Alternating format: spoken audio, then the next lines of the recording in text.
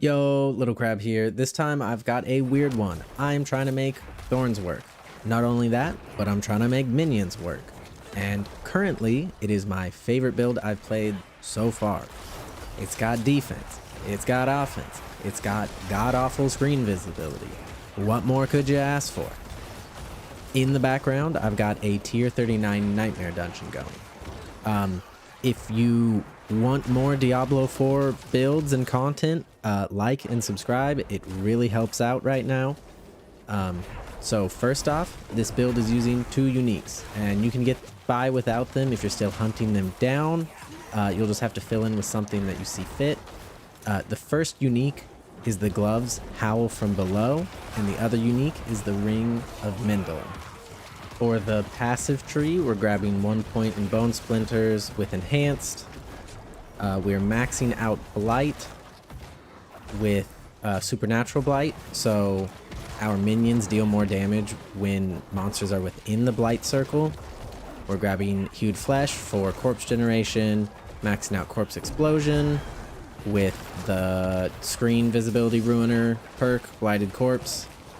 We're taking Thorns for 3 points, getting 775. I don't know if the 3 points would be better somewhere else, but for now we're going all in on Thorns. I might do a version of this build without it. 3 point Skeletal Warrior Mastery. I have 1 point in Decrepify. My other points are from my helmet. And we're taking Decrepify for the reduced cooldowns when we do damage. If we throw this on a pack and then just hit him with Corpse Explosion, we reset the cooldown on our Golem's taunt, and our Golem's taunt is very helpful for keeping us alive, but also because we have Thorns. As soon as they start hitting him, because he is the... what golem is he? He is the Bone Golem. He's getting 50% of our Thorns, which is way more than our other minions, so they kind of melt stuff pretty quick. 3 points in Skeletal Mage Mastery. We're taking 3 in Terror, 3 in Gloom, and 1 in Reaper's Pursuit.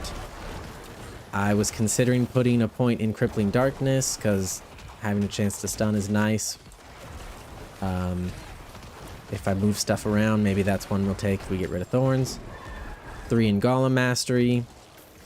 And then this is another one I'd like to fill out, have 3 points on these two, but for now the minions seem fine. They're staying alive. And then we are taking Shadow Blight for our key passive. For our Book of the Dead, we're doing Skirmisher Skeletal Warriors with the node to raise an additional 1. Cold Skeletal Mages with enemies who are frozen become vulnerable. And for Golems, we're taking Bone Golem with the increased Thorns. Here is the list of legendary aspects I'm using, and we're using a one-hander with a shield so we can get the extra Thorns from using a shield. The aspect we're using on our weapon is minions gain increased attack speed, and on our amulet we have skeletons gain increased damage the longer they stay alive. Here's a list of priority stats to look out for. Remember, with attack speed, minions naturally inherit 30% of our attack speed, so attack speed is nice. For our jewels, I have emeralds in our armor for extra Thorns. In our weapon, we have an amethyst for damage over time. And in our jewelry, we're just filling out our resistance. For my Paragon board, the glyphs I'm using, on the first board I have control socketed. This gives me and the minions 10% increased damage to slowed or chilled enemies and 20% increased damage to stunned or frozen enemies. This one does not need leveled up because it only increases the increased damage to crowd control targets, which it's not a priority. Level that last.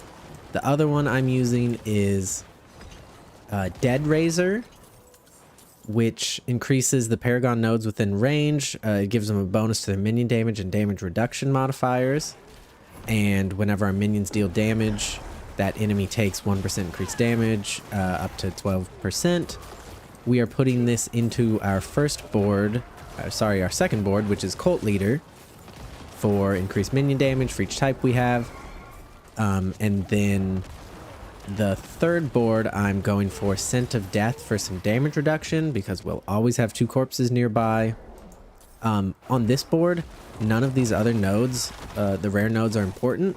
So I'm going to rush the legendary node and then go back to board 2 and out the attachment gate. I haven't decided on what the 4th board will be.